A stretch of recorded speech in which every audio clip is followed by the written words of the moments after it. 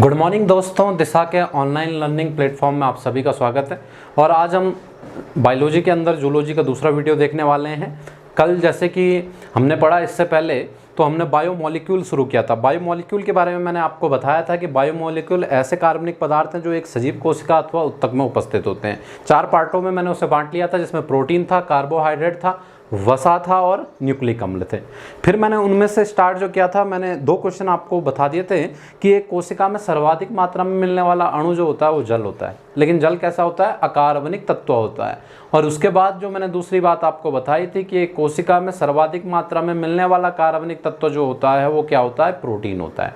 ठीक है, तो ये 2 क्वेश्चन मैंने आपको बताए।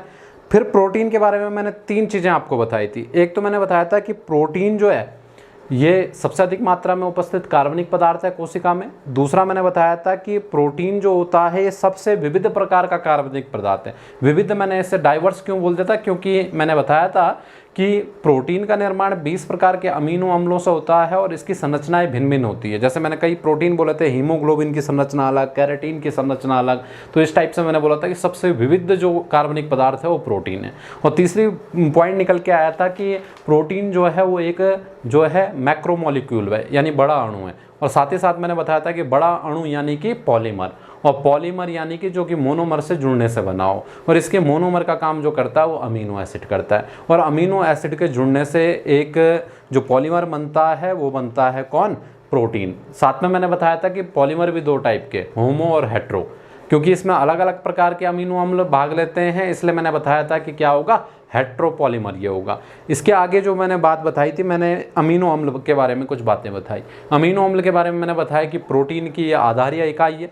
अमीनो अम्ल का फॉर्मूला इस तरीके से मैंने आपको कल बता दिया था कि ये C होगा, इसे अल्फा कार्बन बोलेंगे, यहाँ पे H होगा, यहाँ पे एक एसिड ग्रुप जुड़ा होगा, यहाँ पे एक बेस ग्रुप जुड़ा होगा जो अमीनो ग्रुप होता है, और यहाँ पे जो होगा R ग्रुप जुड़ा होगा जो कि कौन सा है? एल्काइल ग्रुप है। ठीक है, और मैंने बताया था आपको कि हर अमीनो एसिड में जो अंतर आएगा, यानी अलग अलग प्रकार के अमीनो एसिडों में जो अंतर आएगा वो किसकी वजह से आएगा? आर ग्रुप की वजह से। इसलिए आर ग्रुप को क्या कहते था मैंने? Diverse group. ये कौन सा था? ये एसिड ग्रुप था। और ये कैसा ग्रुप था? ये बेस ग्रुप था। ठीक है, इतनी बात निकल के आ गई थी। और ये डाइवर्स ग्रुप था क्योंकि ये आर जो होगा कभी भी 2 प्रकार के अमीनो एसिड में क्या नहीं होगा? सेम नहीं होगा। ये जानकारी भी मैंने आपको बता दी थी। इसके अलावा मैंने बताया था कि जो अमीनो एसिड की संरचना तैयार हुई है किससे हुई है? मीथेन की संरचना से, CH4 से। इसलिए मैंने बोला था कि अमीनो एसिड को क्या कहते हैं? प्रतिस्थापित मीथेन भी कहते हैं। क्या कहते हैं? प्रतिस्थापित मीथेन भी कहा जाता है। आगे जाके मैंने आपको ये बताया था कि इसमें क्योंकि एक अम्लीय समूह है और एक क्षारीय समूह है, ये H+ देगा, ये H+ को ग्रहण कर लेगा। और यहाँ पे मैंने बताया था कि इस टाइप से एक नई संरचना निकल के आ रही थी, यानी कि जब ये मैंने बताया कि एम्फोटेरिक, यानी इसमें एसिड भी है और बेस भी है, यानी एम्फोटेरिक हो गया था उभयधर्मी। और उभयधर्मी किस रूप में? तो मैंने बताया था कि इस टाइप से COO नेगेटिव हो जाएगा, यहाँ पे H ग्रुप हाइड्रोजन जुड़ जाएगा, और यहाँ पे आके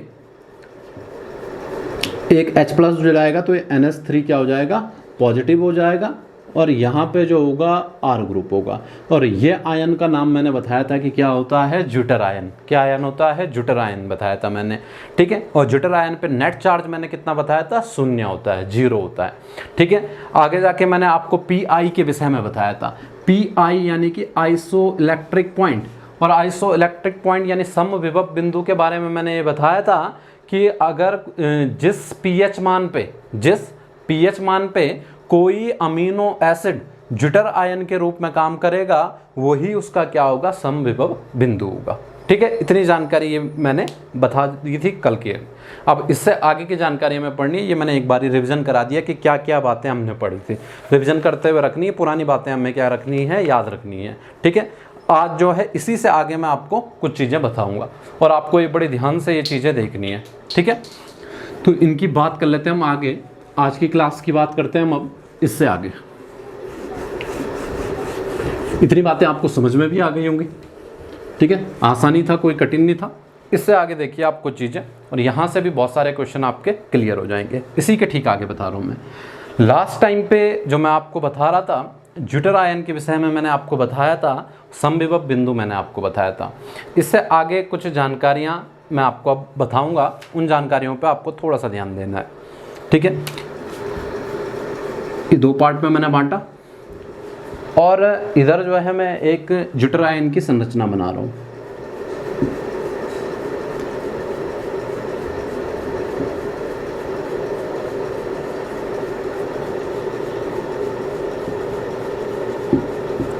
ठीक हो गया, ये क्या हो गई, ज्यूटर आयन की क्या हो गई, संरचना हो गई। ठीक हो गया। अच्छा, अब ध्यान से देखिए कि कोई अमीनो एसिड है, कोई अमीनो एसिड है और ये अमीनो एसिड जो है इसका पीएच मान जो है 4 है। क्या है, 4 है। एग्जाम्पल के तौर पे बता रहा हूँ मैं कि कोई ज्यूटर आयन कोई अमीनो एसिड है जिसका पीएच मान 4 है और ये पीएच मान 4 पे, ये अमीनो एसिड पीएच मान 4 पे ज्यूटर आयन के रूप में काम करता है। ठीक है, तो इसका मतलब क्या हो गया कि इसका पीआई का मान भी कितना हो गया, 4 हो गया। हो गई इतनी चीज। ठीक हो गया। मैंने क्या बोला, ये कोई अमीनो एसिड है जिसका पीएच मान 4 है और आपको एक जानकारी बताइए कि पीएच मान 4 पे ज्यूटर आयन के रूप में काम करता है, यानी इसका आइसो इलेक्ट्रिक पॉइंट कितना हो जाएगा, 4 हो जाएगा। ठीक हो गया, इतनी बात आ गई। अच्छा इसको मैंने बताया था हिंदी में क्या बोलते हैं, समविभव बिंदु कहते हैं, समविभव बिंदु। इतनी बात निकल के आ गई। तो अभी हमें देखने को क्या मिल रहा है, हमें अभी देखने को मिल रहा है कि पीएच मान भी 4 है और पीआई की वैल्यू भी कितनी है, 4 है। यानी पीएच और पीआई की वैल्यू जब 4 है तो तब जो है अमीनो एसिड किसके रूप में काम कर रहा है, ज्यूटर आयन। और ज्यूटर आयन पे नेट चार्ज कितना होता है, 0। ज्यूटर आयन पे नेट चार्ज कितना होता है, 0। यानी इस कंडीशन में जो नेट चार्ज होगा वो क्या होगा, 0 होगा। नेट चार्ज क्या होगा, 0 ही होगा। ठीक हो गया, नेट चार्ज क्या होगा, 0 होगा। अब देखिए यहाँ से अब मैं कंडीशन चेंज कर रहा हूँ। इतनी बात तो आपको समझ में आ गई। मैंने बोला कोई अमीनो एसिड पीएच मान 4 पे ज्यूटर आयन के रूप में काम करता है। इतनी जानकारी अगर बता दी तो पीआई की वैल्यू 4 आ जाती है। यानी कि इसमें आया क्या कि पीएच इज इक्वल टू क्या आया, पीआई आया पहली कंडीशन में। अगर ये कंडीशन आ रही है pH is equal to pI तो अमीनो एसिड पे चार्ज कितना आ जाएगा, 0, क्योंकि इसी में ज्यूटर आयन के रूप में काम कर रहा है। अब देखिए इससे आगे कंडीशन, ये तो एक कंडीशन हो गई, नंबर 1 कंडीशन। जब क्या हो, पीएच बराबर पीआई हो तब नेट चार्ज क्या होता है, 0, क्योंकि वो किसके रूप में होता है, ज्यूटर आयन के रूप में। अब सेकंड कंडीशन को आप समझिए। सेकंड कंडीशन में मैं क्या कर रहा हूं, मैं पीएच मान को कम कर रहा हूं। ठीक है, पीएच मान को क्या कर रहा हूं, कम कर रहा हूं। पीएच मान को कम करने पे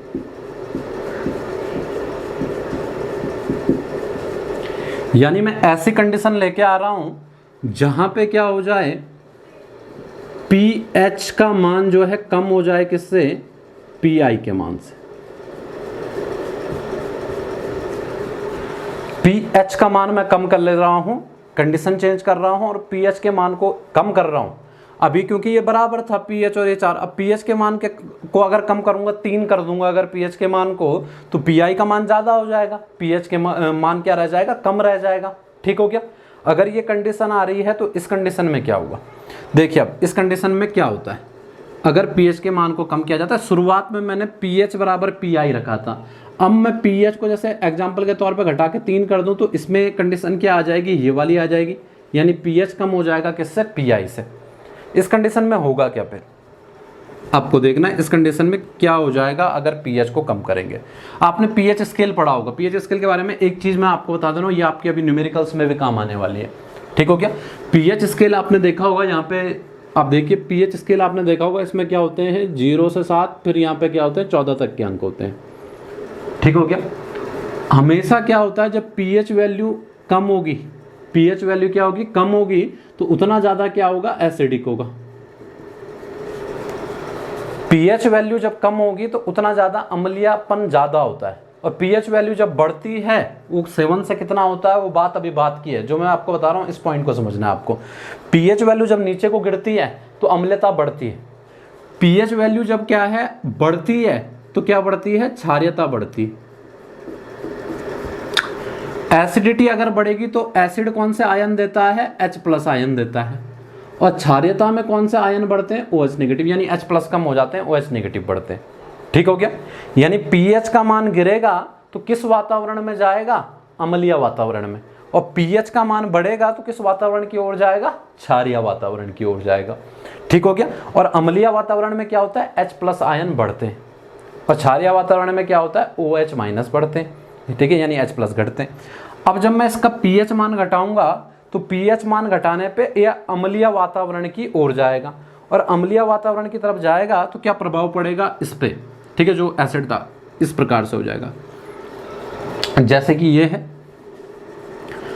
अब क्या होगा, इसमें H निकलने शुरू हो जाएंगे, क्योंकि मैंने pH मान क्या कर दिया है, घटा दिया है। तो अब H+ आयन निकलने शुरू होंगे, और वो H कहाँ जाके जुड़ जाएंगे, COO के आगे। कहाँ जुड़ जाएंगे, COO के आगे जुड़ जाएंगे। यानी कि यहाँ पे कंडीशन ये हो जाएगी कि H आके यहाँ पे जुड़ जाएगा। ऊपर तो R ही रहेगा, यहाँ पे H ही रहेगा, और यहाँ पे भी कंडीशन सेम ही रहेगी, NH3। केवल ये अंतर आ जाता है, ये ज्यूटर आयन था। ठीक है, ज्यूटर आयन के रूप में तो ये काम तब कर रहा था जब pH Pi के बराबर था, लेकिन अगली कंडीशन में क्या हुआ, pH मान को मैंने कम कर दिया, और pH मान को जब मैंने कम किया तो इससे ये अम्लीय प्रवृत्ति में चले गया, H+ आयन निकलने लग गए, और H+ आयन निकल के कहाँ जुड़ जाएंगे, यहाँ जुड़ जाएंगे। अब यहाँ पे आप देखिए, इस पूरे को अगर हम देखें, अब COO से नेगेटिव चार्ज हट चुका है, और यहाँ पे H आके जुड़ चुका है, जबकि इस पे पॉजिटिव चार्ज है। यानी टोटल हमें देखने को क्या मिल रहा है कि यहाँ पे क्या होगा, पॉजिटिव चार्ज आएगा, पॉजिटिव चार्ज आएगा, पॉजिटिव चार्ज। जब pH बराबर Pi होगा तब तो ये ज्यूटर आयन के रूप में काम करेगा, तब तो नेट चार्ज क्या होगा, 0 होगा। लेकिन अगर pH का मान Pi से कम है, pH का मान Pi से कम है, तो तब क्या होगा, तब चार्ज क्या होगा, पॉजिटिव होगा। तब चार्ज क्या होगा, पॉजिटिव होगा। ये बात समझ में आ गई आपको, तब चार्ज क्या होगा, पॉजिटिव होगा। ये मैंने यहाँ पे बता दिया, इस तरीके से हो जाता है, चार्ज क्या हो जाता है, पॉजिटिव। ये बातें आपको याद रखनी है। ठीक है, अब एक तीसरी कंडीशन भी आपको मैं बता रहा हूँ यहीं पे। ठीक है, यहीं पे आपको तीसरी कंडीशन भी मैं बता रहा हूँ। इस वाली चीज़ को मैं हटा रहा हूँ, ये मैंने बता दिया, pH बराबर Pi, ये आप समझ गए होंगे। दूसरी कंडीशन में मैंने बता दिया, pH को कम करने पे, यानी कि pH की वैल्यू कम हो गई Pi से, तो पॉजिटिव चार्ज रहेगा। और तीसरी कंडीशन देखिए, अब यहाँ पे आप तीसरी कंडीशन में क्या किया। ठीक है, अगर तीसरी कंडीशन में मैं क्या करूं, pH का मान बढ़ा दे, वहीं से जहां पे बराबर था मान ज्यूटर आयन के रूप में, वहां से अगर क्या करें, pH का मान बढ़ा दे, तो किस वातावरण में चला जाएगा, वो किस वातावरण की ओर चला जाएगा, क्षारीय वातावरण की तरफ। और क्षारीय वातावरण की तरफ वो जब जाएगा तो क्षारीय वातावरण में, यानी कंडीशन क्या बन चुकी है, थर्ड कंडीशन में ये है कि pH का मान ज़्यादा हो चुका है Pi से। किस वातावरण की तरफ जा चुका है, क्षारीय वातावरण की तरफ जा चुका है। और क्षारीय वातावरण में जब ये आएगा तो फिर से क्या होगा, यहाँ से जो मैंने आपको बताया था कि यहाँ से क्या हो जाएगा, ये तो नेगेटिव में था ही, यानी ज्यूटर आयन तो यह है, यहाँ नेगेटिव में था ही, यहाँ से एक और H जो है वो निकल जाएगा। ठीक है, यहाँ से क्या होगा, एक और H निकल जाएगा। इस टाइप की कंडीशन यहाँ से निकलने में आएगी। यानी कि क्या होगा, यहाँ से देखिए, इस कंडीशन को समझिए, इसमें होगा क्या, pH बराबर, इस कंडीशन को आपको देखना है, इस टाइप से अमीनो एसिड था, ये अमीनो एसिड था,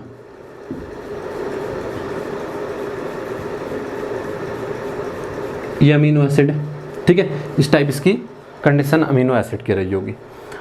अब मैंने क्या कर दिया, pH का मान बढ़ा दिया, Pi से ज़्यादा हो गया। अब ये ज्यूटर आयन के रूप में तो काम करेगा नहीं, बल्कि ये क्षारीय वातावरण में चलेगा। और क्षारीय वातावरण में जो निकलते हैं आयन, वो कौन से आयन निकलते हैं, OH नेगेटिव, यानी H+ निकलते हैं। तो जैसे ही क्षारीय वातावरण में जाएगा तो यहाँ से जो होगा, ये OH निकलेगा, और यहाँ से जो होगा एक H निकलेगा। यानी कुल मिला के क्या निकल जाएगा, एक H2O का अणु निकल जाता है। और H2O के अणु निकलने के बाद ये कंडीशन जो हो जाती है वो कुछ इस तरीके से हो जाती है कि यहाँ पे रह जाएगा CO नेगेटिव, और यहाँ पे हो जाएगा NH2, अगर ज्यूटेन आयन के रूप में ले लें तो NH2 हो जाएगा और यहाँ पे रहेगा R। ठीक है, इस टाइप की कंडीशन हो जाएगी, यानी नेट चार्ज जो हो जाएगा वो नेगेटिव हो जाएगा। नेट चार्ज क्या हो जाएगा? नेगेटिव हो जाएगा। ठीक हो गया। नेट चार्ज ऐसे में क्या रहता है? नेगेटिव रहता है। अब यहाँ से इतनी चीज़ें हो सकता है इन चीज़ों में कोई कन्फ्यूजन हो, लेकिन अब इसको शॉर्ट में देखते हैं हम कि इसको याद कैसे करेंगे हम शॉर्ट में, और यहाँ से क्वेश्चन कैसे निकालेंगे। देखिए इतनी ही चीज़ को अब मैं शॉर्ट में बता रहा हूँ, ये तो मैंने इस तरीके से बताने की कोशिश की। अब इतनी ही चीज़ों को शॉर्ट में देखिए आप, यानी बोलने का मतलब जितना मैं अभी तक बता रहा था वो क्या था और उसको याद कैसे रखेंगे हम। यानी कि ये ठीक है समझने के लिए, लेकिन अगर हम भूल गए तो याद कैसे रखेंगे ऐसे। देखिए पहली कंडीशन जो थी वो थी pH बराबर PI। ऐसी कंडीशन में वो बोल रहा था कि नेट चार्ज, क्योंकि ऐसे में तो क्या होगा, वो ज्यूटर आयन के रूप में काम करेगा और नेट चार्ज क्या होगा? 0। दूसरी बात वो बोल रहा था कि अगर pH का मान कम हो जाए PI से, pH कम, तो बोल रहा था इस पे जो चार्ज आ जाएगा वो कौन सा आ जाएगा? कौन सा चार्ज बता रहा था? कौन सा चार्ज आएगा? पॉजिटिव। और तीसरा जो था वो था अगर pH का मान बढ़ जाए PI से तो इस पे चार्ज आ जाएगा नेगेटिव। ये 3 कंडीशनें थी। इनको याद कैसे रख सकते हैं? अब पूरा स्ट्रक्चर तो हम बनाएंगे नहीं पेपर में सॉल्व करते हुए, याद कैसे रखेंगे? देखिए pH बराबर PI, ये तो आप याद रख लोगे, क्योंकि PI की फुल फॉर्म ही ये थी कि जिस pH पे क्या करता है वो ज्यूटर आयन के रूप में काम करता है। ज्यूटर आयन पे नेट चार्ज 0, ये हमें पहले से पता है। इससे पता कैसे लगाएंगे हम यहाँ पे पता कैसे लगाएंगे कि pH से ज़्यादा है PI, pH से ज़्यादा क्या है? PI। यानी इतना पता लग रहा है कि pH का मान क्या है? कम। pH का मान क्या है? कम। किसकी तुलना में? PI से। लेकिन हमें केवल इस पॉइंट पे ध्यान देना है कि यहाँ पे pH का मान कम है, pH का मान कम। और मैंने अभी आपको pH स्केल पे बताया कि pH का मान कम का मतलब क्या है? किस वातावरण में जाएगा? अम्लीय। जैसे जैसे घटेगा किस वातावरण में जाएगा? अम्लीय। और अम्ल क्या देते हैं? H पॉजिटिव आयन देते हैं। क्या देते हैं? H पॉजिटिव आयन देते हैं। तो ऐसे में जो नेट चार्ज आएगा वो कैसे आने वाला है? पॉजिटिव, क्योंकि pH का मान क्या है? कम। और कम का मतलब क्या है? अम्लीय वातावरण। और अम्लीय वातावरण में आपको एक चीज याद रखनी है कि अम्ल क्या देते हैं? H प्लस आयन देते हैं। तो pH कम आया तो आपको बोलना है कि पॉजिटिव चार्ज आएगा। दूसरी बात, pH का मान ज्यादा आ गया PI की तुलना में, pH का मान ज्यादा, pH स्केल में मैंने बताया कि pH का मान जब ज्यादा होगा तो किस वातावरण में जा रहा है? क्षारीय वातावरण में। और क्षारीय वातावरण में क्षार क्या होते हैं? जो कौन सा आयन देते हैं? OH नेगेटिव आयन देते हैं। तो ऐसे में चार्ज क्या आ जाएगा? नेगेटिव। ठीक हो गया। पूरी चीज अगर आपको याद नहीं रहती तो इतनी बात तो याद रह जाएगी कि pH स्केल में क्या होता है, जब pH मान घटता है तो अम्ल हो जाता है। अम्ल क्या देते हैं? H plus ion. प्लस आ रहा है तो पॉजिटिव नेट चार्ज। और pH स्केल में क्या होता है? जब pH मान बढ़ता है तो किस वातावरण में जाते हैं? क्षारीय वातावरण में। क्षार क्या होते हैं? जो OH नेगेटिव। नेगेटिव यानी कि पूरा नेट चार्ज कितना? नेगेटिव। ये बात आपको याद रखनी है। ठीक है, ये तीनों चीजें याद हो जाएगी। अब देखिए इससे न्यूमेरिकल कैसे आते हैं और कैसे हम इनको सॉल्व करते हैं। जैसे कि एक क्वेश्चन आया, जैसे कि यहां से एक क्वेश्चन आया कि 3 अमीनो अम्ल हैं, 3 अमीनो अम्ल हैं, 3 अमीनो अम्ल हैं, ठीक है, जिनका PI का मान क्रमशः, जिनके PI का मान क्रमशः 4, 6, 8 है। ठीक है, जिनके PI का मान क्रमशः क्या है? 4, 6, 8 है। आगे ये बोल रहा है इन सभी को pH 6 वाले वातावरण में रखा जाता है।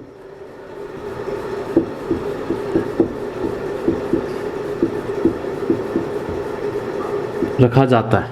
ठीक है, इसने क्या बोला? 3 अमीनो अम्ल हैं जिनके PI का मान क्रमशः 4, 6 और 8 है। इन सभी को pH 6 वाले वातावरण में, यानी एक से वातावरण में रख दिया जिसकी pH वैल्यू क्या है? 6 है। तो इन पर आवेश क्या होगा?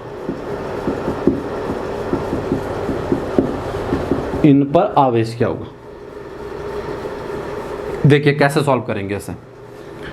ये क्या बोल रहा है? 3 अमीनो अम्ल। मैंने मान लिया एक अमीनो अम्ल ये था A1, दूसरा A2 और तीसरा क्या था A3। एक को मैंने नाम दे दिया। अब मैं इसका सॉल्यूशन आपको बता रहा हूँ यहाँ पे कि कैसे सॉल्व होता है ये।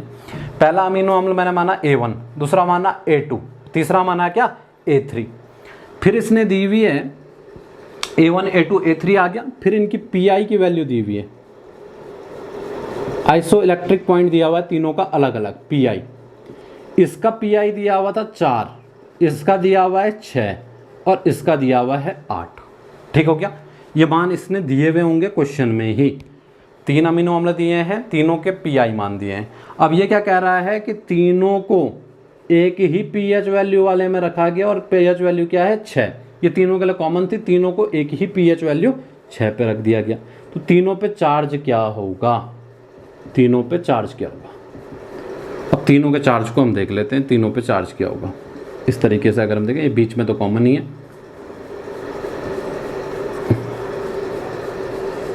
ठीक है। इस तरीके से अगर हम देखें, अब देखिए एक एक करके इनकी तुलना करेंगे। जो पहला अमीनो एसिड है इसमें PI का मान 4 है, pH का मान क्या है 6। यानी यहाँ पहले A1 के लिए क्या निकल के आया हमें कि इसके लिए PI जो दिया हुआ है वो तो दिया है 4 और pH का मान दिया है 6। यानी मुझे ये देखने को मिल रहा है कि pH का मान ज़्यादा है किससे, PI से। pH का मान ज़्यादा होगा तो किस प्रवृत्ति में होगा, क्षारीय प्रवृत्ति में। क्षार क्या होते हैं जो कौन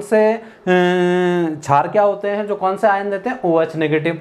तो इस पहले वाले पे चार्ज क्या आ गया, नेगेटिव। ठीक हो गया। दूसरे वाले के लिए अगर मैं देखूं A2 के लिए, इसकी PI की वैल्यू इसने दी है 6, इसमें pH जो है pH इसमें भी क्या है 6। तो यहाँ पे क्या हो गया, pH बराबर PI और pH बराबर PI में मैंने बताया नेट चार्ज क्या हो जाता है 0, क्योंकि ये किसके रूप में काम करेगा, ज्यूटर आयन। तो इसमें जो चार्ज हो जाएगा वो क्या हो जाएगा 0। ठीक है, इसका चार्ज कितना आ गया 0।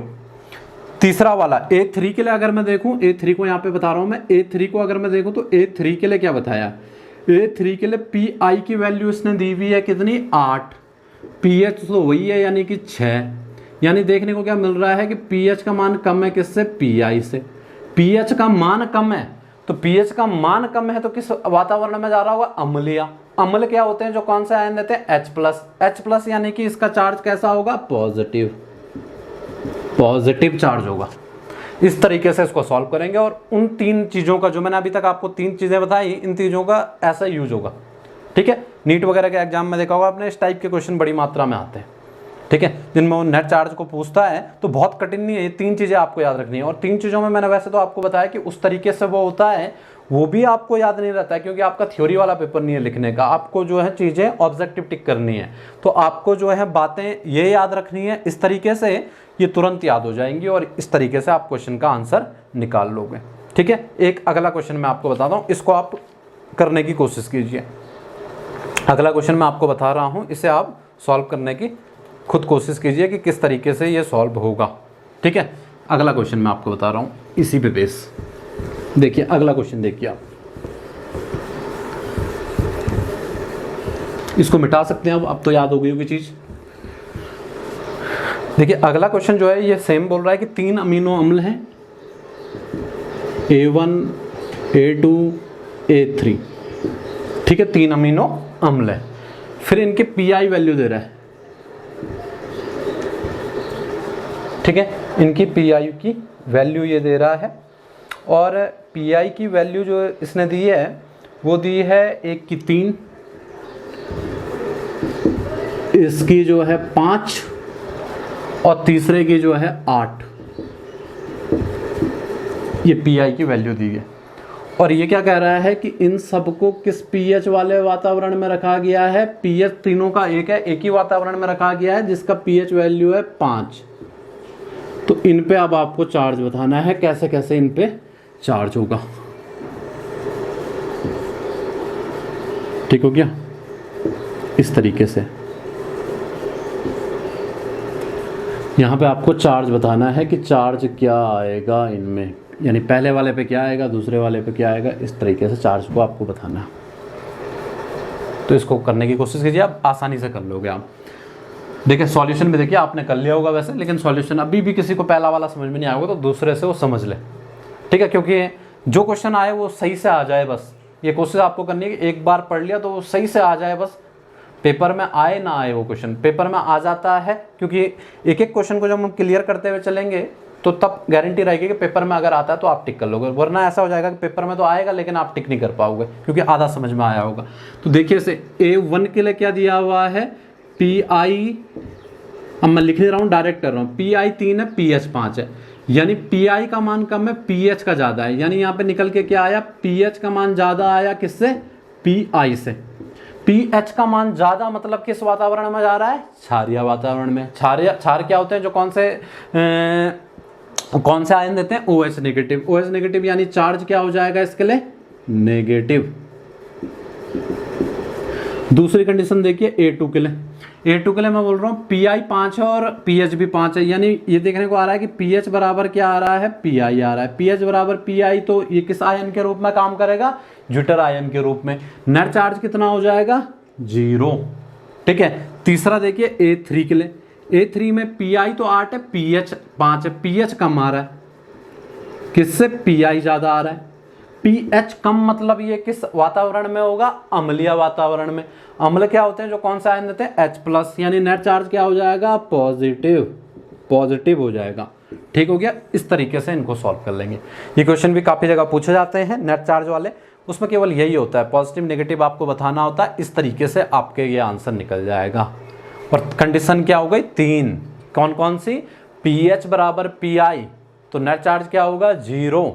pH का मान कम हो PI से, तो कम होगा तो किस में जाएगा, अम्लीय यानी H+ आयन, तो चार्ज क्या होगा, पॉजिटिव। और तीसरी कंडीशन अगर देखें, pH का मान ज़्यादा PI से, तो ज़्यादा तो किस वातावरण में, क्षारीय, यानी कि कौन सा हो जाएगा, OH नेगेटिव, यानी कि चार्ज क्या हो जाएगा, नेगेटिव हो जाएगा। तो ये क्वेश्चन मेरे हिसाब से आप इन 2 उदाहरणों के बाद इस क्वेश्चन को सॉल्व कर लोगे। आगे वाली थ्योरी की इतनी ज़्यादा जरूरत नहीं है, मैंने आपको समझाने के लिए बताया। वहाँ से निकली 3 ही बातें और उन 3 बातों से इन क्वेश्चनों को हम सॉल्व कर सकते हैं। तो मेरे हिसाब से ये बात आपको समझ में आई ही गई होगी और इन बातों की मदद से आप क्या कर लोगे, इन सारे क्वेश्चनों को सॉल्व कर लोगे। तो मैं बहुत सारे ऐसे क्वेश्चन नहीं करा रहा हूँ कि उसमें टाइम वेस्ट हो जाएगा। 2 क्वेश्चन मैंने बता दिया आपको। कभी कभी ये हो जाता है कि एक क्वेश्चन में किसी को समझ में नहीं आता, दूसरा भी बता दिया, फिर भी ना आया हो तो आप क्या करो, उस वीडियो को दोबारा से वापस करके देखो और दोनों को समझो कि क्या मैंने बताया। ठीक है। वैसे मैंने बड़ी आसानी से बता दिया, उतनी झंझट से नहीं। आपको pH स्केल के आधार पे भी आप इनको निकाल लोगे। ठीक हो गया। ये दोनों चीज़ें हो गई। अब मैं और आगे की भी बातें बता रहा हूँ। ये क्वेश्चन आपने आज सीख लिया कि चार्ज कैसे निकालना है, नेगेटिव पॉजिटिव का पता कैसे लगाना है, ये क्वेश्चन आप सीख चुके। ये क्वेश्चन आपने सीख लिया है और आगे की अब मैं बात आपको बताने वाला हूँ। इससे आगे की बात देखो, मैंने आपको क्या बताया, मैंने ये बताया कि प्रोटीन का निर्माण कैसे होता है, अमीनो अम्लों के जुड़ने से होता है। अमीनो अम्ल जो होते हैं वो एकलक होते हैं, उनसे जुड़ के एक बहुलक बनता है जो क्या होता है, प्रोटीन होता है। अब बात आती है कि अमीनो एसिड जो होंगे आपस में कैसे जुड़ेंगे, आपस में बंध से जुड़ेंगे। किस बंध से, किस बॉन्ड से जुड़ेंगे, तो उसे बोलते हैं पेप्टाइड बंध। क्या कहते हैं, पेप्टाइड बंध। ठीक है। तो यहां से बात जो आ रही है, मैं जुड़ने की बात बताने वाला हूं। यानी मैं आपको क्या बता रहा हूं कि अमीनो अम्ल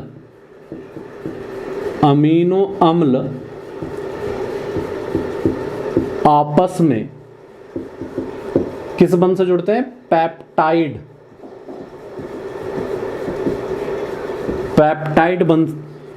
बंध से जुड़ते हैं। ठीक है। ये भी एक क्वेश्चन आ जाता है कि अमीनो अम्ल जो है आपस में किस बंध से जुड़ते हैं, पेप्टाइड बंध से। अब मैं यहाँ पे पेप्टाइड बंध से कैसे जुड़ते हैं उसकी बात करने वाला हूँ। ठीक है। पेप्टाइड बंध से किस प्रकार से 2 अमीनो अम्ल जुड़ेंगे उनके विषय में, 3 कैसे जुड़ेंगे, 4 कैसे जुड़ेंगे, यहाँ से क्या क्वेश्चन आते हैं यहाँ पे देखना है आपको। मैं अब आपको बता रहा हूँ कि पेप्टाइड बंध से जुड़ते तो हैं, ये बात तो हो गई, लेकिन कैसे जुड़ते हैं। ठीक है। इनको समझिए आप। देखो यहाँ पे मैंने लिख दिया अमीनो अम्ल फर्स्ट, 2 अमीनो अम्ल ले रहा हूँ मैं, इनको जोड़ रहा हूँ, अमीनो अम्ल फर्स्ट, और इधर लिख दिया मैंने अमीनो अम्ल सेकंड। पेप्टाइड बॉन्ड बना के दिखा रहा हूं मैं आपको। ठीक है। देखिए यहाँ पे ये C हो गया, अल्फा कार्बन हो गया, यहां से जुड़ गया क्या, हाइड्रोजन। अब ज्यूटर आयन के रूप में नहीं लेना, आपको क्या लेना है, अमीनो अम्ल लेना है। यहाँ पे क्या होगा, एक एसिड ग्रुप होगा COOH, यहाँ पे क्या होगा, अमीनो ग्रुप जुड़ा होगा जो क्षार होता है NH2। देखिए यहाँ पे हो गया है हाइड्रोजन ग्रुप, यहाँ पे हो गया COH, यहाँ पे हो गया NH2 और यहाँ पे R1 लिख रहा हूँ मैं। R1 इसलिए क्योंकि मैंने बताया था आपको कि दो अमीनो अम्लों में अंतर किससे आता है, R से, अल्काइल ग्रुप से। दो के ये सेम नहीं होते, इसलिए मैंने इसको R1 लिख दिया। और दूसरा अमीनो अम्ल यहाँ पे बना रहा हूँ मैं आपको, ये अल्फा कार्बन हो गया, ये एसिड ग्रुप हो गया, यहाँ से जो हो गया ये अमीनो ग्रुप हो गया NH2, यहाँ से हाइड्रोजन हो गया और यहाँ पे अल्काइल ग्रुप को मैंने नाम दे दिया R2, क्योंकि ये क्या नहीं होंगे, सेम नहीं होंगे। मैंने पहले ही आपको बताया था कि इसी से क्या आता है, अमीनो एसिड्स में क्या आता है, अंतर आ जाता है। ठीक हो गया। अब देखिए यहाँ पे हम क्या कर रहे हैं, जोड़ रहे हैं इन्हें। हम इन्हें क्या करना है, हमें क्या करना है, इन्हें ऐड करना है। ठीक है, हमें क्या करना है, इन्हें ऐड करना है। अब जब हम इन्हें ऐड करेंगे, जब हम इन्हें जोड़ेंगे तो जोड़ने पे क्या होगा, जोड़ने पे देखिए क्या होता है, जोड़ने पे क्या होता है कि यहाँ से देखने को हमें जो मिलेगा कि यहाँ से निकल जाएगा OH, बॉन्ड कैसे बनेगा, OH निकलेगा और यहाँ से निकलेगा एक H, यहाँ से क्या निकला, H निकला केवल, यहाँ से क्या निकला, OH निकला। यानी कुल मिला के निकल क्या गया है, H2O, H2O का एक अणु निकल गया। क्या निकल गया, H2O, माइनस लिख दे रहा हूँ मैं, माइनस H2O हो गया। कैसे हुआ देखिए, तो ध्यान से दोबारा, ये मैंने बना दिए थे दो क्या, अमीनो एसिड, यहाँ COH से निकलेगा OH और यहाँ से एक H निकलेगा और यहाँ पे हम देख रहे हैं कि दो H हो गए, एक हो गया, यानी कि एक H2O निकल गया। क्या निकल गया, H2O निकल गया। इसी को हम क्या कहते हैं, डिहाइड्रेशन कहते हैं। इंग्लिश में क्या कहते हैं, डिहाइड्रेशन, या हिंदी में बोलते हैं निर्जलीकरण, निर्जलीकरण, डिहाइड्रेशन या निर्जलीकरण। कितने निकले जल के अणु, एक अणु निकला। कितना अणु निकला, एक अणु निकला, H2O। अब देखिए कंडीशन क्या हो जाएगी, इसके निकलने के बाद की कंडीशन आपको देखनी है। ठीक है, इसके निकलने के बाद की कंडीशन मैं आपको बता रहा हूं। जब ये निकल जाएगा तो क्या होगा, ये बीच में जो है अल्फा कार्बन हो गया, अल्फा कार्बन है ये तो सेम है, ऊपर R1 ग्रुप जो है ये भी सेम है, इधर से NH2 है, इधर वाले को बता रहा हूँ पहले, NH2 है ये भी सेम है। बस यहाँ से क्या हुआ है कि OH निकल गया है, यानी OH निकल गया तो यहाँ पे क्या बचा है, CO बचा है। क्या बचा है, CO, ये इस टाइप से होगा, C double bond O, CO बचा है केवल। डबल बॉन्ड क्यों आएगा वो भी बताऊंगा मैं आपको। ठीक है, लेकिन यहाँ पे CO बचा है ना, देखिए OH निकल गया तो क्या बचा था, CO को मैंने इस तरीके से लिखा। इधर वाले की अगर मैं बात करूं, यहां से H निकल चुका तो यहां पे क्या बचा है, NH बचा है, क्योंकि H2 थे, एक H तो निकल चुका, यानी बचा क्या है, NH। इसको किस तरीके से लिखेंगे, ऐसे, NH। बाकी सेम है आगे, यानी यहां पे अगर मैं से थोड़ा सा, ये मैंने आपको बता दिया। ठीक है, इसको मैं ऊपर की साइड लिख दे रहा हूं ताकि यहाँ पे जगह बन जाए। यहाँ पे मैं लिख दे रहा हूँ क्या हुआ था, H2O निकल गया था एक अणु। ठीक है, यानी कि डिहाइड्रेशन हुआ था, निर्जलीकरण हुआ था। अच्छा, तो यहाँ के आगे क्या जुड़ा है, ये NH बचा है, यहाँ पे अल्फा कार्बन था, यहाँ पे COH था, यहाँ पे R2 था और यहाँ पे क्या था, H था। इतनी बात समझ में आ गई आपको। बॉन्ड कौन सा बना है, जुड़े कहाँ पे से हैं ये, इतने से, इतना जुड़ा है, यानी पेप्टाइड बंध क्या हुआ, पेप्टाइड बंध इसको कहते हैं, यानी कि यह है पेप्टाइड बंध। कुल मिला के पता लग रहा है कि इस ढंग से ये जुड़े, पेप्टाइड बंध इसको कहते हैं। ठीक है, पेप्टाइड बंध क्या होता है, ये होता है। ठीक हो गया, इसको हम क्या कहेंगे, पेप्टाइड बंध कहेंगे। जहां से ये बीच से जुड़ा इसे हम क्या कहेंगे, पेप्टाइड बंध कह देंगे। या फिर अगर जैसे कभी ऑब्जेक्टिव में हो, वैसे तो यही होगा, बॉन्डिंग के हिसाब से तो ये होता है ना, तो ऐसे भी लिख सकता हूँ, जैसे CONH, ये क्या होता है, पेप्टाइड बंध होता है। यानी CO और NH के बीच में बनने वाला बंध जो है वो पेप्टाइड बंध है। अब यहाँ से देखिए आप, फिर से मैं आपको बता रहा हूँ, कहीं पे अगर कन्फ्यूजन रह गया हो, कैसे किया मैंने, डबल बॉन्ड कहाँ से आया इस बात को भी बता देता हूँ मैं आपको। देखिए ये यहाँ तक तो आपको बिल्कुल सेम है, मैंने एक अमीनो एसिड लिखा था, यहाँ भी एक अमीनो एसिड लिखा था। इन दोनों को मैं प्लस कर रहा हूँ, जोड़ने का काम कर रहा हूँ। जब मैं इनको जोड़ने के लिए गया तो यहाँ COH से निकला OH, यहाँ से निकला H, यानी H2O का एक अणु निकल गया, डिहाइड्रेशन हो गया। अब देखिए यहाँ बचा क्या था, तो मैंने बताया इधर की बात तो सेम थी, तो इतना तो सेम उतारा। यहाँ से CO था, CO पे डबल बॉन्ड जो है वो क्यों लिखा है, CO पे डबल बॉन्ड क्यों लिखा है, क्योंकि जो कार्बन है COOH ग्रुप को अगर आप देखोगे COOH ग्रुप ऐसा होता है, COOH जो ग्रुप जो होता है, COOH ग्रुप जो होता है यहाँ पे OH हो जाएगा, इस तरीके से लिखते हैं हम उसे, क्योंकि कार्बन की वैलेंसी कितनी होती है, 4 होती है। ठीक है, कार्बन की वैलेंसी कितनी होती है, 4। COOH ग्रुप ऐसा होता है। अब OH तो वहां पे निकल गया था, तो बचा क्या था, CO, बचा क्या था, CO। अब मैंने NH नीचे क्यों लिखा, मैंने NH ऐसे क्यों नहीं लिख दिया, दूसरी बात आपको कंफ्यूजन यहाँ पे हुआ होगा। यहाँ तक तो ठीक है कि मैंने ऐसा लिख दिया NH2, ये तो मैंने वहीं से उतार लिया, अल्फा कार्बन लिख दिया, यहाँ पे R1 ग्रुप था, यहाँ पे S था, ये भी मैंने आपको बता दिया, OH निकल गया, तो चलो ये ऐसा हो गया होगा। लेकिन इसके आगे फिर आपको डाउट हो रहा होगा कि मैंने ऐसे क्यों नहीं कर दिया, NH ऐसे क्यों नहीं कर दिया, ऊपर ही नीचे क्यों किया, इस बात को भी आपको देखना है। देखिए, जब केमिस्ट्री में हम देखते हैं तो दो पोजीशन आती हैं। दो पोजीशन अगर हम देखें, यानी कि ऐसा ऐसा और इधर ही साइड एक ही दिशा में अगर जुड़े हों, ठीक है, तो इसको बोलते हैं, इस व्यवस्था को बोलते हैं सिस। क्या बोलते हैं, सिस। और अगर जो है इस टाइप की कंडीशन हो कि ये O इधर, ये N इधर और H इधर को, इस कंडीशन को बोलते हैं क्या, ट्रांस। इसे क्या बोलते हैं, ट्रांस। ठीक है, इसे क्या बोलते हैं, ट्रांस बोलते हैं। तो अब देखिए, पेप्टाइड बंध के बारे में 3 पॉइंट बता दूंगा मैं यहाँ से। पेप्टाइड बंध तो आप समझ गए। अब पेप्टाइड बंध के बारे में 3 बिंदु कौन कौन से निकल के आ गए हैं, इन 3 बिंदुओं को नोट करते हैं पेप्टाइड बंध के बारे में।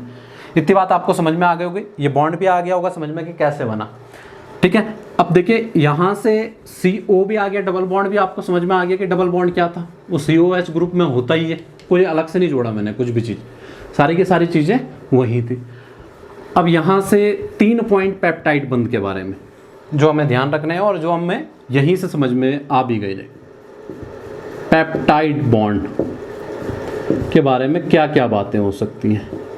पेप्टाइड बंध के बारे में पहला पॉइंट क्या हो सकता है कि यह अमीनो अम्ल के मध्य, अमीनो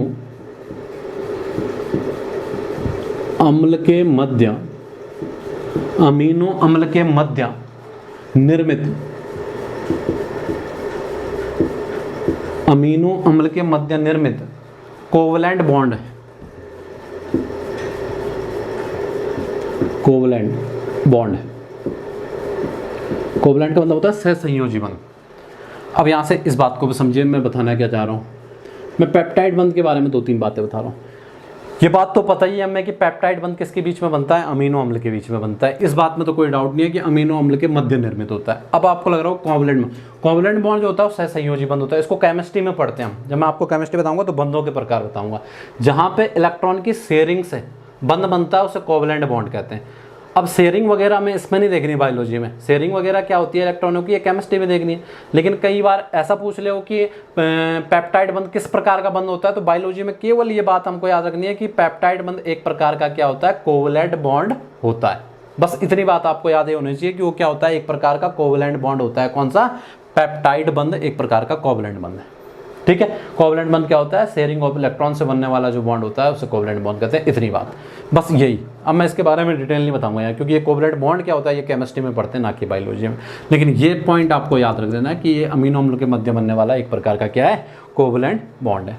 दूसरी बात मैंने आपको क्या बताई थी, अमीनो अम्ल के बीच में पेप्टाइड बंध इस टाइप का बंध है, ये बोल सकते हैं हम इसे। अगर बोलेगा पेप्टाइड बंध कौन सा है इनमें से, तो ये पेप्टाइड बंध हमें दिख रहा था। या फिर मैंने बताया था कि इसको ऐसे लिख सकते हैं हम,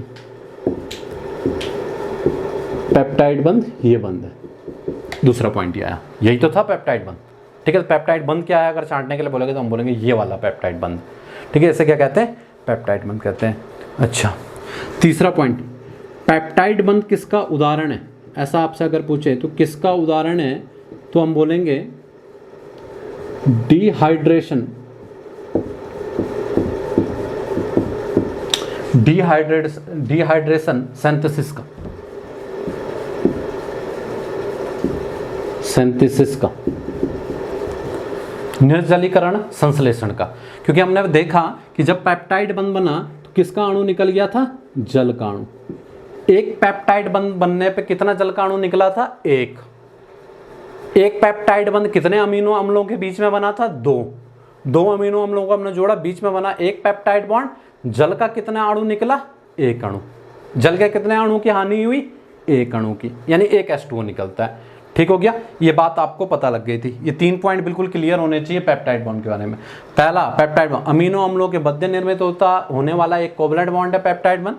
ये पेप्टाइड बंध ऐसा होता है, पेप्टाइड बंध उदाहरण है किसका? डिहाइड्रेशन सिंथेसिस का। क्योंकि जब पेप्टाइड बंध बन रहा है तो क्या निकल रहा है? H2O। कितना? जितने पेप्टाइड बंध बन रहे हैं उतना। दो के बीच में एक बन रहा है तो कितना जल के अणु की हानि हो रही है? एक जल के अणु की क्या हो रही है? हानि हो रही है। ये बात समझ में आ गई? बड़ी सिंपल सी थी, 3 बिंदु मैंने आपको बता दिए। पेपर में ज़्यादा से ज़्यादा अभी तक ये आया है कि जो क्वेश्चन आया है अमीनो एसिड के बीच में बनने वाला बंध कौन सा होता है, तो केवल इतना आया पेप्टाइड बंध। लेकिन हो सकता है लेवल और ऊपर जाए और आपको पेप्टाइड बंध छांटने के लिए बोले या उससे और बातें बोले, तो ये चीज़ आपको पता होनी चाहिए। इससे आगे की जानकारी अभी मैं आपको और बता रहा हूँ कि और क्या क्वेश्चन यहाँ से बन सकते हैं। ठीक है, एक एक चीज़ को समझना। हमें केवल इतनी बात याद नहीं रखनी कि अमीनो एसिड के बीच में पेप्टाइड बंध क्या होता है उसे भी हमें समझते हुए चलना है, क्लियर करते हुए सारी बातें चलनी है। ठीक है, तो ये 3 पॉइंट जो हो गए थे वो पेप्टाइड बंध के बारे में हो गए थे।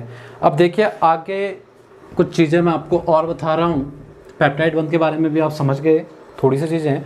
देखिए एक चीज़ समझिए, अब अगर क्या होंगे, 2 अमीनो अम्ल जुड़ रहे हैं, एक पेप्टाइड बंध बन रहा है। 2 अमीनो अम्लों के जुड़ने से जो पेप्टाइड बंध बनेगा उसे बोलेंगे क्या? हम उसे बोलेंगे क्या? डाइपेप्टाइड।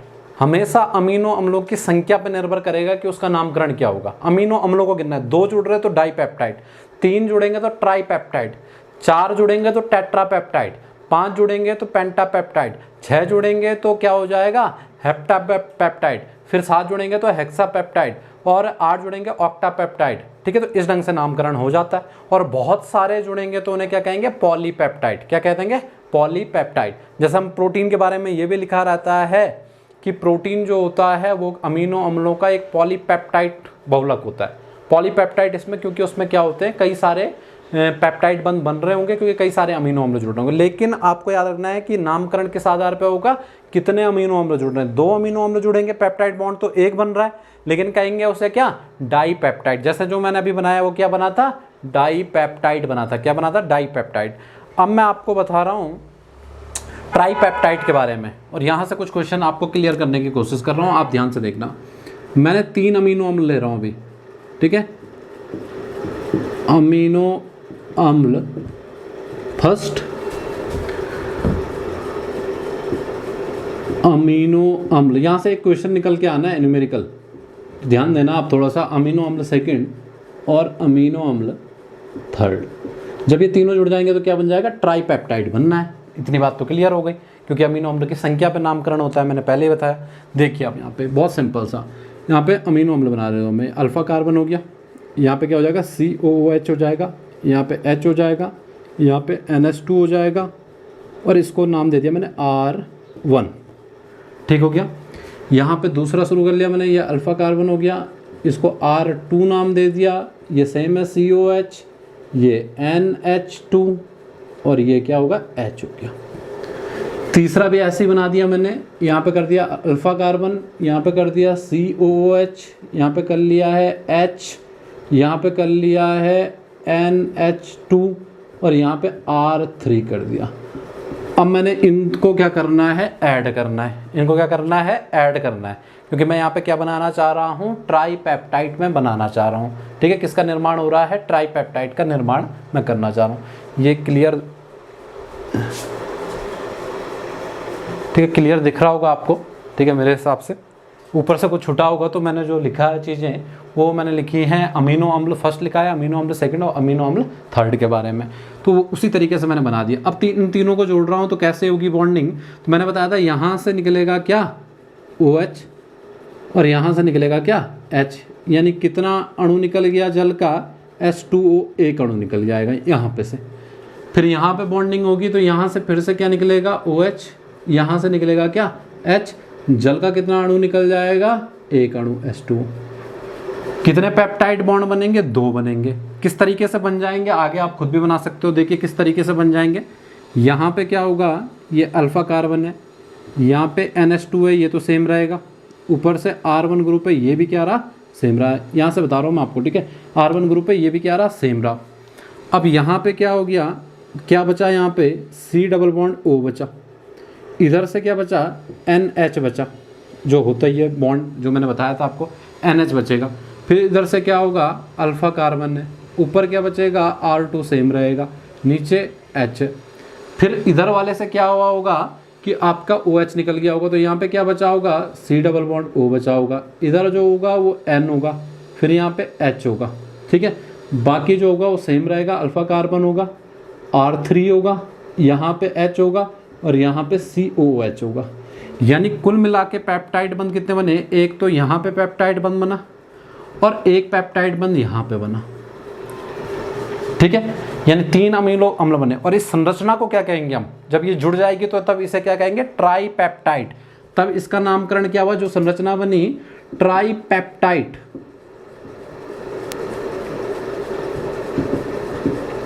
क्या संरचना बनी, ट्राईपेप्टाइड संरचना बनी, पेप्टाइड, ठीक है, ट्राईपेप्टाइड संरचना इसे कहेंगे। जो पहले बनाया था वो क्या था, डाईपेप्टाइड था, अब क्या बना, ट्राईपेप्टाइड बन गया, ठीक हो गया। तो यहां से एक चीज हमें क्लियर हो जा रही है, क्या हो जा रही है, देखिए अब यहाँ से सारा सार क्या निकला, मैंने एक बार 2 अमीनो अम्लों को जोड़ के बता दिया, एक बार 3 को जोड़ के बता दिया, टोटल सार क्या निकला, यानी कि क्या बात निकल के आई, ये निकल के आई कि अगर हमारे पास क्या होगा, यहाँ पे मैं आपको बता रहा हूँ कि इस टोटल हमने क्या सीखा इन चीज़ों से, हमने सीखा कि अगर n अमीनो अम्ल होंगे, n की जगह कुछ भी हो सकता है, 4 5 6 कुछ भी हो सकता है, 2 3 n अमीनो अम्ल की संख्या होगी, ठीक है, तो पेप्टाइड बंद कितने बनेंगे, n-1 बनेंगे पेप्टाइड बंद। जैसे मैंने जब 2 अमीनो अम्ल थे तो उनके बीच में पेप्टाइड बंद कितना बना था, 1, n-1, n बराबर वहाँ 2 था, तो पेप्टाइड बंद कितने बने थे, 1। वैसे ही यहाँ पे आप देखिए कि यहाँ पे देखने को क्या मिला, कितने अमीनो अम्ल थे, 3, पेप्टाइड बॉन्ड कितने बने, 2, कितने बने, 2 बने, ठीक है, 2 पेप्टाइड। इसलिए मैं बोल रहा हूँ कि अगर अमीनो अम्ल की संख्या दी हो तो वहां से पेप्टाइड बंद निकल सकते हैं, कैसा कर देंगे, n-1 करके निकाल देंगे। समझ में आ गई बात। दूसरी बात, H2O की संख्या कितनी होगी, ये भी n-1 होगी।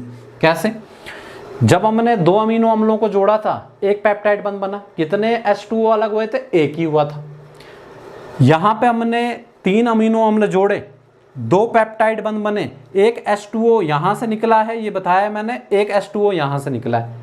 जितने पेप्टाइड बन रहे हैं उतने ही H2O की हानि हो रही है, ठीक हो गया। दोनों चीजें आपकी क्लियर हो गई।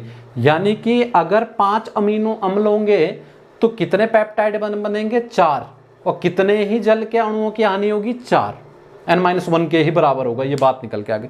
यहां से क्वेश्चन किस टाइप के बनते हैं उसको दिखा रहा हूं मैं। ये दोनों पॉइंट आ गए आपको समझ में, ठीक है। इससे कई सारे ऑब्जेक्टिव टीजीटी के पेपर में, यूपी टीजीटी वगैरह में भी इसके कई सारे क्वेश्चन आए रहते हैं, जिसमें बोलता है कि कितने जल के अणुओं की हानि होगी, या फिर एक बाहर वाला क्वेश्चन आता है, वो भी मैं आपको बता रहा हूँ। लेकिन ये बात आपको समझ में आ गई होगी।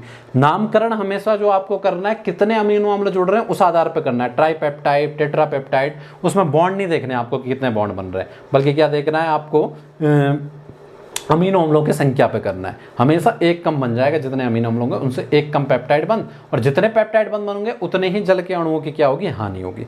अब देखिए यहाँ से क्वेश्चन कैसे बनते हैं, क्वेश्चनों को देखिए आप, इतनी बात आपको समझ में आ रही होगी।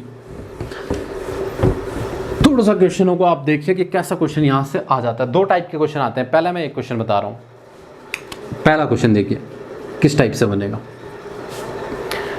इसने बोला 3 अमीनो अम्ल मिलकर, 3 अमीनो अम्ल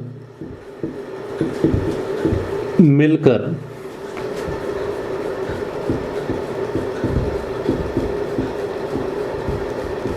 ट्राईपेप्टाइड का निर्माण करते हैं। 3 अमीनो अम्ल मिलकर क्या बनाते हैं, ट्राईपेप्टाइड बनाते हैं। फिर ये आगे बोल रहा है प्रत्येक अमीनो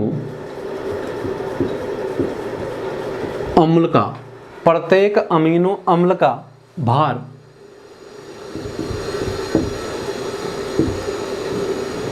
100 डाल्टन है। डाल्टन एक इकाई के रूप में हो गया, ठीक है। डाल्टन क्या हो गई, इकाई हो गई। 100 डाल्टन है। तो 100 डाल्टन है तो ट्राईपेप्टाइड का भार क्या होगा? ट्राईपेप्टाइड का भार क्या होगा? पहले टाइप का क्वेश्चन है। इसके ऑप्शन इस टाइप के होंगे। देखिए आप 4 ऑप्शन को देखिए और समझिए, बहुत सरल है। 300 डाल्टन, दूसरा ऑप्शन होगा 300 डाल्टन से कम, तीसरा होगा ऑप्शन 300 डाल्टन से अधिक,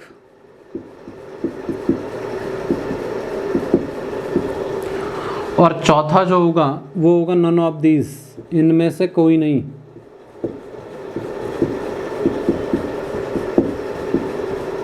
इनमें से कोई नहीं। ठीक है, ये ऑप्शन हो गए। ये पहला टाइप का क्वेश्चन है। इसमें अभी भार निकालने के लिए नहीं बोला है। दूसरे क्वेश्चन में वो भार निकालने के लिए भी बोलेगा आपको, वो भी बड़ा सरल है, ये भी बहुत सरल है। इस क्वेश्चन को समझते हैं। उसने बोला 3 अमीनो अम्ल थे, ठीक है, तीनों अमीनो अम्लों ने आपस में मिलकर ट्राईपेप्टाइड बनाया। ठीक हो गया। ट्राईपेप्टाइड जब बनाते हैं 3 अमीनो अम्ल तो कितने पेप्टाइड बॉन्ड बनते हैं? 2 पेप्टाइड बॉन्ड बनते हैं। ये बात भी हमको पता है। प्रत्येक अमीनो अम्ल का भार इसने 300 डाल्टन दिया हुआ है। ठीक है, यानी कि 3 अमीनो अम्ल अगर हम मान लें कि A1 है, A2 है और A3 है, तो इसने क्या दे दिया? 100 डाल्टन इनका क्या दे दिया? भार दे दिया। 100 भार दे दिया, यानी टोटल कितना हो गया? 300 हो गया। जनरली जोड़ते तो कितना हो जाता? 300 हो जाता। अब ये बोल रहा है कि ट्राईपेप्टाइड का भार क्या होगा? जनरली जोड़ने पे तो 300 डाल्टन होना चाहिए था, लेकिन हमने देखा ट्राईपेप्टाइड का जब निर्माण होता है तो 2 पेप्टाइड बंध बनते हैं, और 2 पेप्टाइड बंध बनने पे 2 जल के अणुओं की हानि होती है, तो उनका भी तो कुछ भार होगा। 2 जल के अणु जो जिनकी हानि हुई उनका भी कुछ भार होगा, यानी भार क्या हो गया होगा? कम हो गया होगा। ये तो डेफिनेट बात है कि भार क्या हो गया होगा? कम, क्योंकि 2 जल के अणु भी निकल गए। तो इसका मतलब जो है आंसर कौन सा सही है? 300 तो नहीं रह गया डाल्टन। 300 से ज़्यादा तो सवाल ही नहीं बनता, क्योंकि 2 जल के अणु निकल गए। तो आंसर कौन सा सही हो गया है? 300 डाल्टन से कम। 300 डाल्टन से कम, ऐसे टिक कर लेंगे। इस टाइप के क्वेश्चन को तो इस तरीके से हम क्या कर लेंगे? टिक कर लेंगे। 300 डाल्टन से कम आ गया होगा आपको समझ में? कमी ही तो होना है। सिंपल भी जोड़ते तो 300 होता, लेकिन हमें पता है कि 2 पेप्टाइड बंध बनेंगे, और 2 पेप्टाइड बंध के बनने में 2 जल के अणुओं की हानि हो जाती है। तो जब हानि हुई है तो 300 से तो कम ही होगा। ठीक हो गया। एक टाइप का क्वेश्चन तो ये बनता है, बड़ा आसान है, बड़ा सिंपल है। ठीक है, एक ही बार में आप इसे क्या कर रहे होंगे? समझ गए होंगे। अब दूसरा टाइप का क्वेश्चन क्या बनता है? दूसरे टाइप के क्वेश्चन को समझो आप। ठीक है, दूसरा क्वेश्चन करा रहा हूं एक और, जिसको ना आया हो एक बार और देख ले वीडियो। देखिए दूसरा क्वेश्चन देखिए, इसकी लैंग्वेज भी सेम यही होगी। यानी ये बोलेगा कि 3 अमीनो अम्ल हैं, 3 अमीनो अम्ल हैं और मिलके क्या करते हैं? ट्राईपेप्टाइड बनाते हैं। वो लिख लीजिए आप आगे से। 3 अमीनो अम्ल मिलके क्या बनाते हैं? ट्राईपेप्टाइड बनाते हैं। ट्राईपेप्टाइड बनाते हैं। इसके आगे इसने लिखा है कि प्रत्येक का भार, यानी अमीनो अम्ल की बात कर रहा है ये, प्रत्येक का भार 150 डाल्टन है।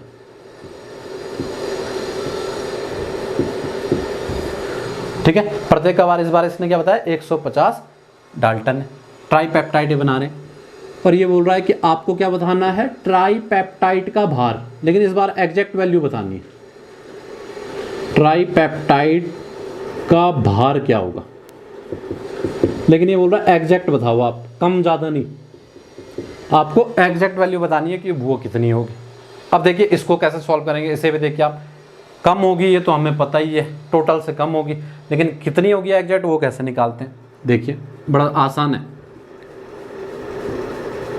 A1 है, ठीक हो गया, A2 है, A3 है।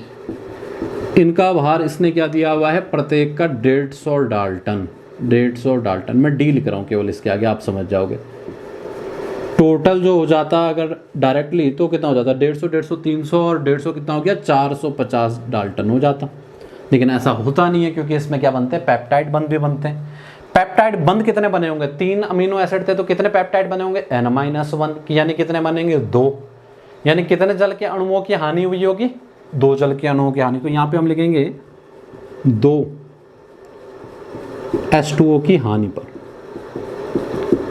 अब यहाँ पे देखिए उससे क्या फर्क पड़ेगा, इतना तो क्लियर हो गया ना आपको। 3 अमीनो अम्ल जोड़े तो 2 पेप्टाइड बन रहे हैं, 2 पेप्टाइड बन रहे हैं तो 2 जल के अणुओं की हानि हो रही। जल का फॉर्मूला H2O होता है। केमिस्ट्री में अगर देखें इसका भार अगर हम देखें तो ऑक्सीजन का होता है 16, हाइड्रोजन का 1, यानी 2 हाइड्रोजन है तो 2, टोटल कितना हो जाएगा 18। कितना हो जाएगा 18। H2O का भार कितना हो जाएगा 18। एक का भार, एक H2O का भार है 18, 2 का कितना होगा 36, 18 दूनी 36, 18 गुणा गया 2, 36 होगा कि नहीं होगा। एक H2O का भार हुआ कितना 18, तो 2 का कितना होगा 36, यानी 36 का नुकसान भी हुआ है। तो अब निकलेगा ट्राइपेप्टाइड का भार,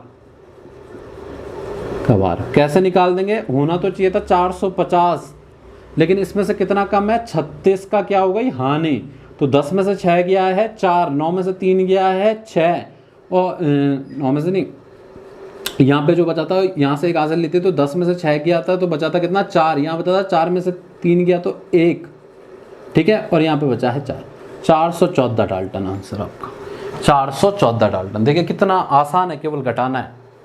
H2O का याद रखना है 18 होगा, ठीक है, ऑक्सीजन का 16 होता है और हाइड्रोजन का 1 होता है, तो 2 हाइड्रोजन H2O में होते हैं तो ये 18, तो 414 आ गया। ऐसा ही एक दूसरा क्वेश्चन देखिए आप, ठीक है, ये आते रहते हैं क्वेश्चन, ठीक है, TGT यूपी TGT वगैरह में काफ़ी पूछे जाते हैं, बहुत आसान भी है, जब हम बातों को समझ लें तो बहुत आसान भी है। कितने जल के अणु की हानि होती है, यही कई बार आ गया, तो बहुत आसानी से बता सकते हैं, जितने पेप्टाइड बनेंगे उतने जल के अणु की हानि होगी, क्योंकि एक जल का अणु निकलता है।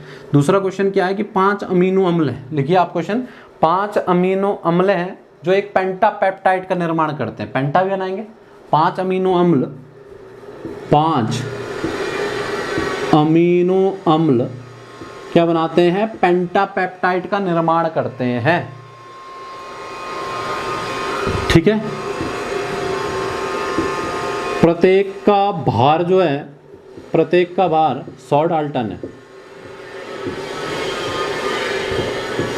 100 डाल्टन है, तो आपको क्या बताना है, पेंटापेप्टाइड का भार क्या होगा, कर लोगे आप आसानी से। 5 अमीनो एसिड जोड़ने, किसका निर्माण कराना है, पेंटापेप्टाइड का, और प्रत्येक का भार क्या दिया हुआ है 100 डाल्टन दिया हुआ है। तो देखिए कैसे निकाल लेंगे हम, बड़े आसानी से, 5 है, ठीक है, 5, तो 5 अमीनो अम्ल का कुल भार, ये मैं केवल लिख रहा हूँ, आपको कुछ नहीं लिखना, आपको डायरेक्टली सॉल्व करना, पेपर में आप इतनी थ्योरी तो नहीं लिखोगे आप, मैं समझाने के लिए बता रहा हूँ कि आपको स्टेप वाइज समझ में आए। तो 1 का 100 है तो 5 का कितना होना चाहिए, 500 होना चाहिए। पेंटापेप्टाइड बन रहा तो पेप्टाइड बॉन्ड कितने बनेंगे, N-1, कितने बनेंगे, 4 बनेंगे, 4 बनेंगे तो कितने जल के अणु निकलेंगे, 4 ही निकलेंगे। एक जल के अणु में कितने का लॉस होता है, 18, उसका भार कितना होता है 18, 4 का कितना होगा 18 चक्कू 72, यानी अब हमें पेंटापेप्टाइड का अगर निकालना है, पेंटापेप्टाइड का भार, पेंटापेप्टाइड का भार, तो ये क्या हो जाएगा, 500 में से कितना माइनस कर लूँ मैं, 18 चक्कू 72 माइनस कर लूँ, 10 में से 2 गया 8 हो गया, यहाँ 9 में से 7 गया कितना हो गया 2 हो गया, और यहाँ पे क्या बचा है 428, ठीक है। तो 428 डाल्टन, डाल्टन में दिया तो डाल्टन कर लेंगे, जिसमें दिया होगा यूनिट में कर लेंगे।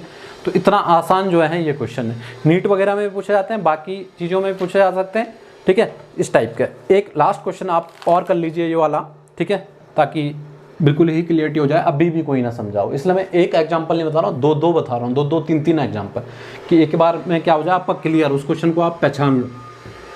देखिए एक तीसरा जो आपको लिखना है कि 4 अमीनो एसिड मिलके एक टेट्रापेप्टाइड बनाते हैं, टेट्रा बोलेंगे ना, फिर 4 अमीनो एसिड हैं, 4 अमीनो एसिड, और क्या बनाते हैं, टेट्रापेप्टाइड बनाते हैं, टेट्रापेप्टाइड बनाते हैं। प्रत्येक का भार 200 डाल्टन, प्रत्येक का भार दे दिया 200 डाल्टन है, ठीक है। तो टेट्रापेप्टाइड का भार क्या होगा,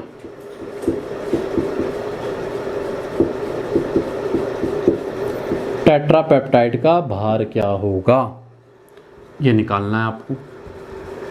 निकाल लिया होगा मेरे हिसाब से आपने अभी तक, फिर भी देख लीजिए, अगर नहीं आया, जिसको अभी नहीं आया वो फाइनल बार से समझ लीजिए। लास्ट क्वेश्चन में ऐसा बता रहा हूँ, देखिए टोटल भार, अमीनो एसिड का टोटल भार निकाल लेंगे, अमीनो अम्ल का कुल भार।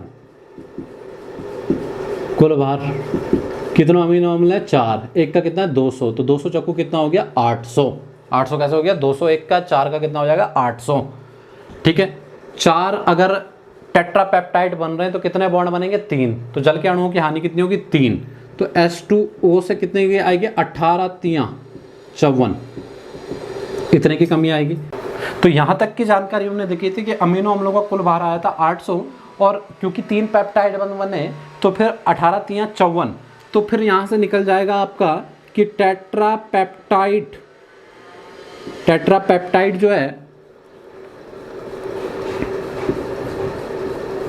का कुल भार निकालेंगे हम, ठीक है। तीसरा क्वेश्चन भी मैंने बता दिया आपको, कुल भार कैसे निकालेंगे, 800 में से माइनस करना होगा में 54, 10 में से 4 घटाएंगे 6 हो जाएगा, 9 में से 5 घटाएंगे 4 हो जाएगा, ठीक है। और यहाँ पे जो होगा 7 होगा, यानी 746 डाल्टन जो होगा इसका आंसर हो जाएगा, ठीक हो गया। इस तरीके से हम क्या करते हैं, आंसर निकालते हैं। ये क्वेश्चन आपको आ गए होंगे। कितने H2O की हानि होगी, जितने पेप्टाइड बंद बनेंगे। पेप्टाइड बंद कितने बनेंगे, N-1, N-1 अगर 5 अमीनो अम्ल यूज में तो 4 पेप्टाइड बंद, और 4 ही H2O के अणुओं की क्या होगी, हानि होगी। तो ये मैंने क्वेश्चन भी आपको बता दिया, ऑब्जेक्टिव भी आते रहते हैं। तो मेरे हिसाब से आपको इतनी बात समझ में आ गई होगी, ठीक है। इससे आगे की बात जो होंगे हम आगे करेंगे। तो देखिए टॉपिक में टाइम तो लगना ही है। जब मैं सेल बायोलॉजी भी आपको बताऊंगा, न्यूक्लिक अम्ल, DNA, RNA बताऊंगा, टाइम जरूर लगेगा, लेकिन आपको क्या करना है, हर चीज़ उसके बारे में क्लियर करनी है, तभी जाके आपके हर टाइप के, और आपको उसमें न्यूमेरिकल भी कर लेने हैं, सारे टाइप के क्वेश्चन सोच लेने हैं कि यहाँ से क्वेश्चन क्या क्या बन सकते हैं। तो उनमें से कोई ना कोई क्वेश्चन फिर जो है पेपर में आ जाएगा। अगर आधा करेंगे तो आधे में से कोई गारंटी नहीं है कि कौन सा क्वेश्चन पेपर में आएगा। तो इतनी जानकारी हो गई, इससे आगे की जानकारी नेक्स्ट वीडियो में करेंगे। धन्यवाद।